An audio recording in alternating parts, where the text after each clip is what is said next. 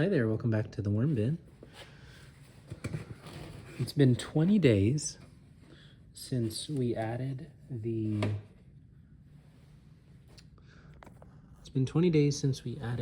this layer of coffee chaff, and just wanted to check on how things are going so far.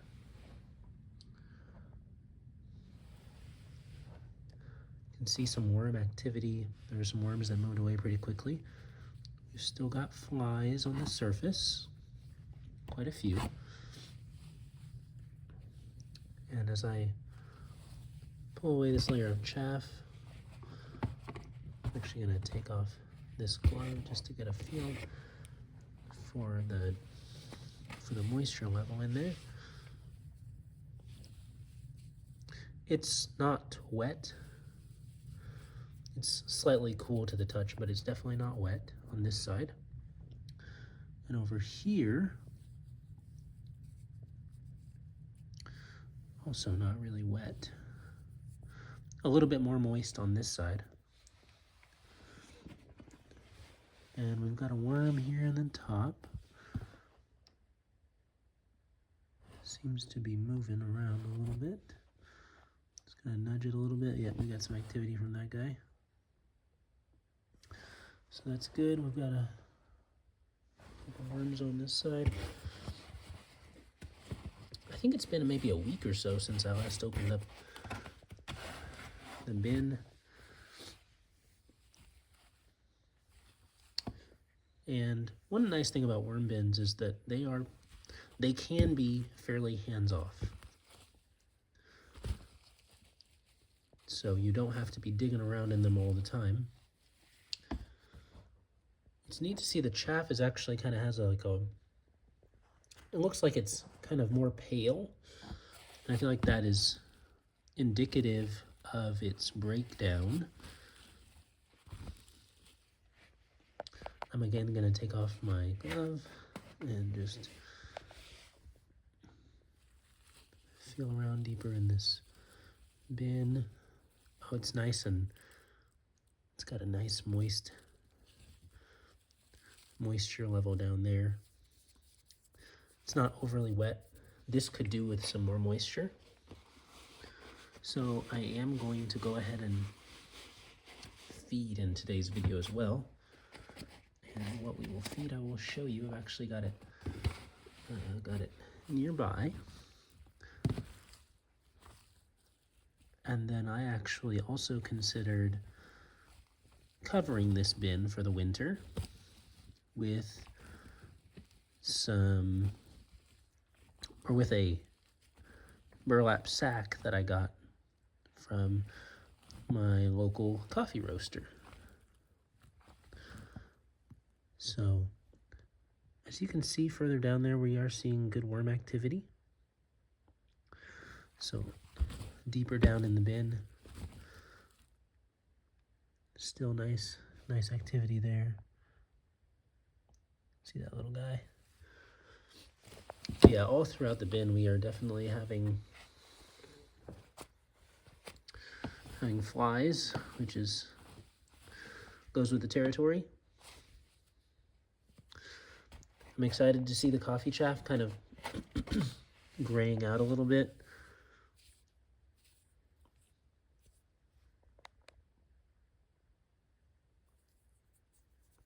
I feel like it'll really break down really nicely, and I feel like it will also provide kind of an airy type of feel to the final compost. So that is really, really neat to see.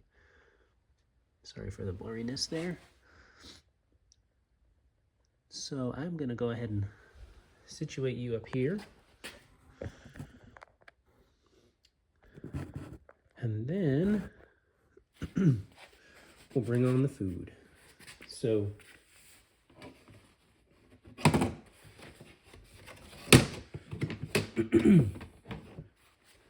this is the neat part about being able to feed the fermented food scraps. So this is a bucket, disregard those dates. But this bucket contains some household fruit and veggie scraps, some avocado, acorn squash, bell peppers and apples, and It was sealed well over a month ago, almost 2 months ago. So it is definitely fermented, which is fantastic. I'm looking forward to opening this up.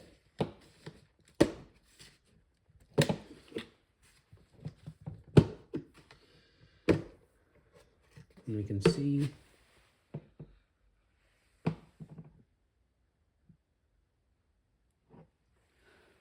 what it looks like in there. And I'm not gonna feed this entire 2-gallon bucket, but we'll definitely take some of this and feed it in. So really excited about that. So without further ado, let's add that in. As you can imagine, the flies will probably love it. So we should expect a little more fly activity. But this is the end where we actually did our feeding last time. And I don't see any food, but I do see a lot of worms. Yeah, no identifiable food, which is nice. But look at all those worms. So just in case you needed some encouragement to try to feed bokashi to your worms, it does fine. And it breaks down very quickly. It's not problematic. Now, one thing I will acknowledge is that I do try to feed the bokashi away from where the worms are so that they have the opportunity to, we got worms on this side too, so. But I think the density is a little bit lower on this end, so we're gonna go ahead and feed on this end. I'm gonna get my bokashi and just gonna stick a nice hand in. Oh yeah, it's nice and soft. Nice, soft and squishy. A little bit wet too, which is not a problem in this bin. So, got some cabbage leaves there and some fruit. You can see the standing water there. Oh, okay, so one thing to keep in mind is this is a bin where I did not do nested buckets. So that is one of definitely the benefits if you're gonna do bokashi of doing it in a nested bucket so that the bokashi does not have all this standing water in it, especially if you're gonna be using it for feed. As you can tell, it's not that difficult to extract what you need, even if you do have the standing effluent. So that's a pretty solid feeding. I might put a little bit more in over here. Oh, it's stuff that I was wondering what that was. And some of the cabbage that I just tossed in there. So let's see what's in this corner over here.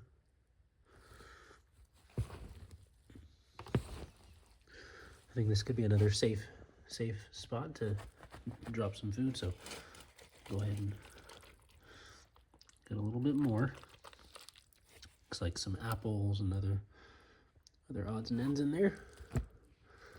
Toss that in there and just cover it over again. And I'm excited to see the worms come over to this side. The last time we fed them on the other end, over here.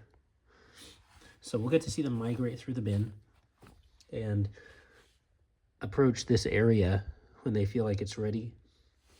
If you've watched my earlier videos on bokashi, one of the signatures of bokashi, it is a fermentation of these items. So the pH in here drops significantly. And since you're feeding worms, and worms are pH sensitive, you want to give them a bit of a chance to adjust to the food for the pH to somewhat rise, I guess, before they come and approach it and then dig in. But overall, I'm really happy with where the bin is overall. I may also water it. I think that would probably be a good thing to do.